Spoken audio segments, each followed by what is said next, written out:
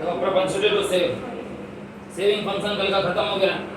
जैसे propensity to consume थी वैसे प्रोपेंसिटी टू सेव है। Proportion of saving with respect to income, ठीक है। सेविंग कितना परसेंटेज सेविंग को, मतलब इनकम का कितना परसेंटेज तुम यूज कर रहे हो सेविंग में, इसको बोलते हैं प्रोपेंसिटी टू सेव। तो जैसे प्रोपेंसिटी टू कंज्यूम दो तरह का था। अगर प्रोपेंसिटी टू कंज्यूम दो कौन सा था, एक एवरेज प्रोपेंसिटी टू कंज्यूम था और एक मार्जिनल प्रोपेंसिटी टू कंज्यूम था। वैसे जो सेविंग है वो भी दो तरह की निकलेगी। एक निकलेगी एवरेज प्रोपेंसिटी टू सेव और दूसरी निकलेगी मार्जिनल प्रोपेंसिटी टू सेव। जो कंज्यूम है, कंज्यूम में एपीसी का फॉर्मूला क्या था, सी बाई वाई, और एमपीसी का क्या था, change in C Y change in Y. तो उसी तरह एपीएस और एमपीएस में फॉर्मूला क्या निकलेगा, एस बाई वाई, और इसमें क्या निकलेगा, चेंज इन एस बाई। बस इतना ही याद रखना है। इंपॉर्टेंट पॉइंट्स कुछ हैं, वो इंपॉर्टेंट पॉइंट्स अभी हम जब यहाँ पे निकालेंगे तो आपको अपने आप समझ में आ जाएगा। वाई वही है पुराना वाला जो बार बार चल रहा है, सी वही है पुराना वाला जो हर बार चल रहा है। अब एस क्या आएगा, तो कल हमने एक जगह देखा था वाई का फॉर्मूला क्या होता है, सी प्लस एस। एस का फॉर्मूला क्या बनता है, वाई माइनस, निकालो भाई, minus 40 minus 20 0 plus 20 plus 40 plus 60 और प्लस 80। यानी कि सेविंग में आने वाला चेंज कितने का है, अगर हम इसको ऑब्जर्व करें इस टेबल को, तो सेविंग में आने वाला चेंज हर बार प्लस 20 का है, ठीक है। हर बार सेविंग 20-20 से बढ़ रही है। यानी कि चेंज इन एस कितना है, चेंज इन वाई को तो दिखाई दे रहा है, वो कितना है 100। अब अगला हमको क्या निकालना है, एपीएस। एपीएस का फॉर्मूला क्या लगता है, ये वाला फॉर्मूला लगेगा S by Y minus 40 by 0, infinity होगा ये भी, बस इसको तो माइनस इन्फिनिटी कह सकते हो क्योंकि अगर माइनस लगा हुआ, हालांकि उसका कोई मतलब नहीं है, मगर फिर भी एक लॉजिक आगे आएगा, उस लॉजिक को प्रूव करने के लिए सिर्फ हम माइनस लिख रहे हैं, ठीक है। एक आगे एक बात आई, एक फॉर्मूला आएगा, उस फॉर्मूले को डिराइव करने के लिए इस बात को माइनस लगा रहे हैं। फिर कहाँ है एस, कहाँ है एस, यहाँ है माइनस 20 बाई 100 कितना आएगा, माइनस 0.2। फिर 0 बाई 200 कितना आएगा 0। 20 बाई 300 कितना आएगा 0. बताओ 0. देखो तो कितना आ रहा है, 0.07 आ रहा है क्या, फाइल में करो एक आदमी करके देखो। 20 बाई 300 0.6 या 0.67 कुछ आ रहा है, 20 डिवाइडेड बाई 300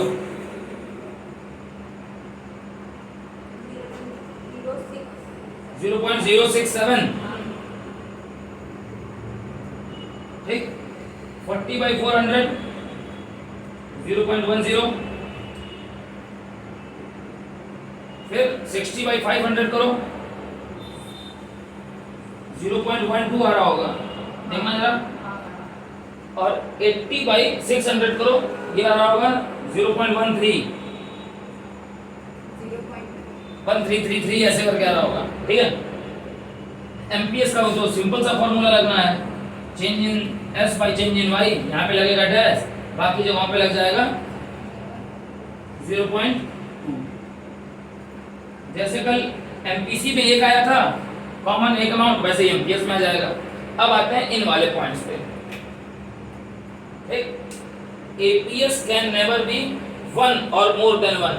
एपीएस जो होगा वो कभी 1 नहीं हो सकता और 1 से ज्यादा नहीं हो सकता। पूरे इसमें देखो कहीं 1 हो रहा है क्या, यस या नो, सीधी बात नहीं, 1 से ज्यादा नहीं। क्यों नहीं हो सकता, क्योंकि आप पूरी इनकम को सेव नहीं कर सकते। इनकम जैसे ही बदलेगी कुछ ना कुछ तो कंज्यूम करोगे, कुछ कंज्यूम करोगे भाई। 1 होने के लिए क्या रिक्वायरमेंट है, अच्छा एपीएस के 1 होने के लिए क्या रिक्वायरमेंट है, एपीएस इज इक्वल टू 1 होने के लिए रिक्वायरमेंट है, एपीएस का फॉर्मूला क्या है, एस बाई वाई, ठीक।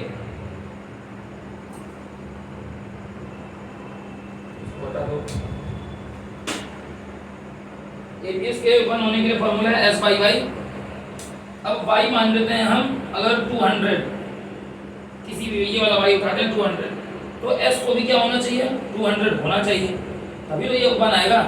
अब अगर पूरा s जो है वो 200 हो गया, दैट मींस c क्या होगा 0, क्योंकि s कैसे निकलता है y माइनस t। अगर ये 200 है, y भी 200 है, दैट मींस c को क्या होना चाहिए था, और c कभी 0 हो सकता है क्या भैया? 0 इनकम पर भी c है, c तो कभी 0 हो ही नहीं सकता है, यानी कि एपीएस कभी भी 1 नहीं हो सकता। अब जब 1 नहीं हो सकता तो 1 से ज्यादा हो सकता है क्या? कभी नहीं ना, तो ये पॉसिबल नहीं है। अब नेक्स्ट क्या कह रहा है? एपीएस कैन बी 0, वो तो दिखाई दे रहा है सर, कहाँ कौन से वाले लेवल पे? एपीएस 0 कहाँ है? ब्रेक इवन पॉइंट पे। ब्रेक इवन पॉइंट पे एपीएस क्या होता है? 0 होता है। एपीएस कैन बी नेगेटिव, वो भी दिखाई दे रहा है, नेगेटिव तो है, यहाँ पे ऊपर नेगेटिव है, और लेस देन 1 या 1 से नीचे रहेगा, हर जगह तो 1 से नीचे ही दिखाई दे रहा है। एमपीएस जो है वो किस कहाँ से कहाँ के बीच में वैरी करेगा? 0 से 1 के, यानी कि 0 से हमेशा ज्यादा होगा और 1 से हमेशा कम होगा। ये तो कल फीचर एमपीसी में भी था, सेम ये फीचर एमपीसी में भी था ना, ठीक। तो प्रोपेंसिटी टू कंज्यूम खत्म, सेव खत्म, ठीक है। इतना तुम कंप्लीट करोगे, उसके बाद हम आगे बात करेंगे कुछ इंपॉर्टेंट फॉर्मूले। तो बहुत जरूरी और अच्छे फॉर्मूले, आज हमसे फॉर्मूले बात करेंगे।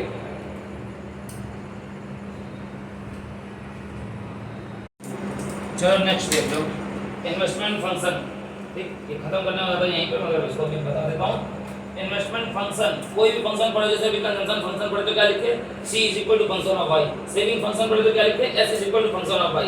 इन्वेस्टमेंट फंक्शन में i is equal to function of y होगा, मगर यहाँ पे स्टार लगा हुआ है। स्टार का मतलब है कि कुछ स्पेशल केसेस में, अब वो स्पेशल केसेस देखो एक्चुअली में तुम्हारे सिलेबस में से कोई बहुत लेना देना है नहीं, मगर जानना जरूरी है। तो वो स्पेशल केस में तुमको सबसे पहले क्या जानना जरूरी है? इन्वेस्टमेंट कितने टाइप्स के होते हैं। इन्वेस्टमेंट कितने टाइप्स के हैं सर? 2।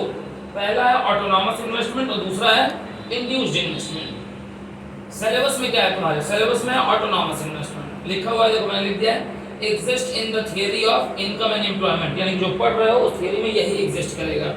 इसका मतलब क्या होता है सर ऑटोनॉमस का? Value of investment remains constant even at 0 level of income. Income कुछ भी रहेगी, इन्वेस्टमेंट का जो एक अमाउंट होगा वही हर बार रहेगा, बार बार रहेगा, बढ़ेगा घटेगा नहीं।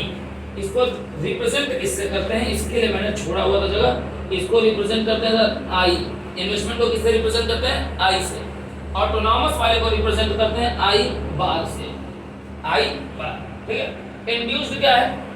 जैसे जैसे इनकम बढ़ेगी इन्वेस्टमेंट भी बढ़ता जाएगा, और जैसे जैसे इनकम घटेगी इन्वेस्टमेंट भी घटता जाएगा, यानी कि इसका सीधा लेना देना किससे?